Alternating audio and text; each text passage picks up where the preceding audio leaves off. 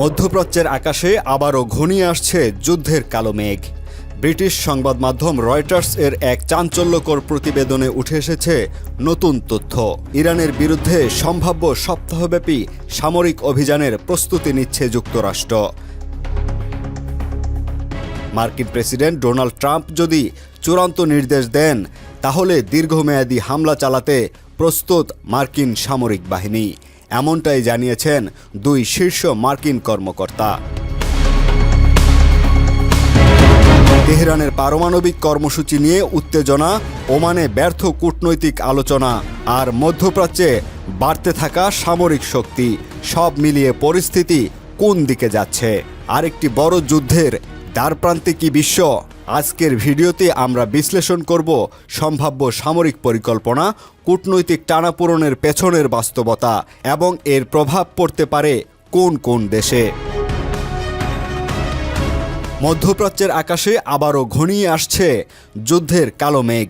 British সংবাদ মাধ্যম Reuters এর এক প্রতিবেদনে উঠে এসেছে চাঞ্চল্যকর তথ্য।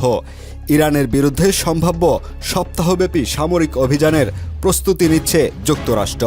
মার্কিন প্রেসিডেন্ট ডোনাল্ড ট্রাম্প যদি চূড়ান্ত নির্দেশ দেন, তাহলেই দীর্ঘমেয়াদী হামলা চালাতে প্রস্তুত রয়েছে মার্কিন সামরিক বাহিনী, এমনটাই জানিয়েছেন দুই মার্কিন কর্মকর্তা। যদিও সংবেদনশীলতার কারণে তারা নাম প্রকাশে অনিচ্ছুক।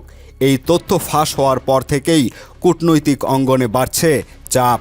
যুক্তরাষ্ট্র ও ইরানের চলমান টানাপোড়েনের নতুন মাত্রা পেতে পারে বলে আশঙ্কা করছেন বিশ্লেষকরা। বিশেষ করে তেহরানের পারমাণবিক কর্মসূচি ঘিরে উত্তেজনা ফের মাথাচাড়া দিয়ে উঠেছে। গত এক সপ্তাহে ওমানে দুই দেশের কূটনৈতিকদের মধ্যে আলোচনা হলেও পরিস্থিতি খুব একটা আশাব্যঞ্জক নয়।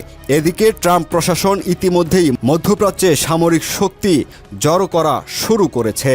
পেন্টাগন জানিয়েছে, অঞ্চলে পাঠানো হচ্ছে আরও একটি বিমানবাহী রণতরী, সঙ্গে হাজার হাজার সেনা, যুদ্ধবিমান এবং গাইডেড ক্ষেপণাস্ত্র ধ্বংসকারী জাহাজ। উত্তর ক্যারেলিয়ার এক সামরিক ঘাঁটিতে সেনাদের উদ্দেশ্যে বক্তব্য রাখতে গিয়ে ট্রাম্প বলেন, ইরানের সঙ্গে চুক্তি করা কঠিন হয়ে পড়েছে। কখনো কখনো ভীতি তৈরি করতে হয়। পরিস্থিতি সামাল দিতে এটাই একমাত্র উপায়। হোয়াইট হাউসের মুখপাত্র আন্না কেলি জানিয়েছেন, ইরান ইস্যুতে প্রেসিডেন্টের সামনে সব বিকল্প খোলা রয়েছে। জাতীয় নিরাপত্তা ও দেশের স্বার্থ বিবেচনায় রেখেই চূড়ান্ত সিদ্ধান্ত নেওয়া হবে।